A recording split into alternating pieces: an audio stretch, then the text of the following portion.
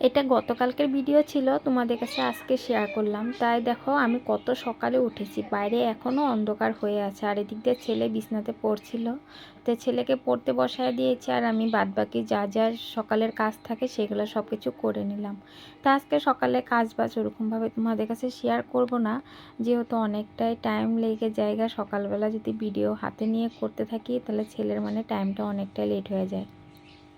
তো এদিকটা দেখো আমি সমস্ত কাজ বাজ করে এসে চলে আসলাম, যেহেতু সোমবার ছিল। সোমবার সকালবেলা উঠে সমস্ত কাজ টাজ করে পূজাটাও আগে করে নিলাম।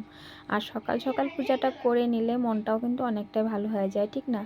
তাই হ্যালো এভরিওয়ান, আশা করি সবাই ভালো আছো। তোমাদের আশীর্বাদও আমি অনেকটাই ভালো আছি।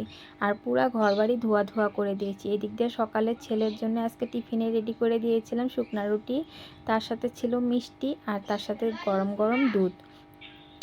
ছেলে আবার ওরকম বললাম না, হালকা পাতলা নাস্তাটাই করতে চায়, ওরকম ভালো ভারী নাস্তাটা করতে চায় না।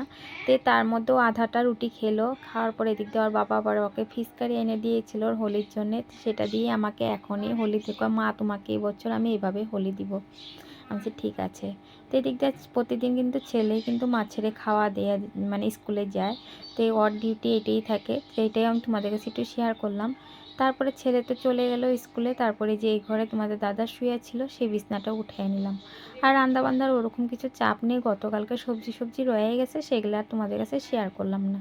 তো ভিডিওটা কেমন লাগলো না লাগলো অবশ্যই জানিও। আজকের মতন এটুকুই। সবাই ভালো থেকো, সুস্থ থেকো। আবার পরে দেখা হচ্ছে আর একটা নেক্সট ব্লগে।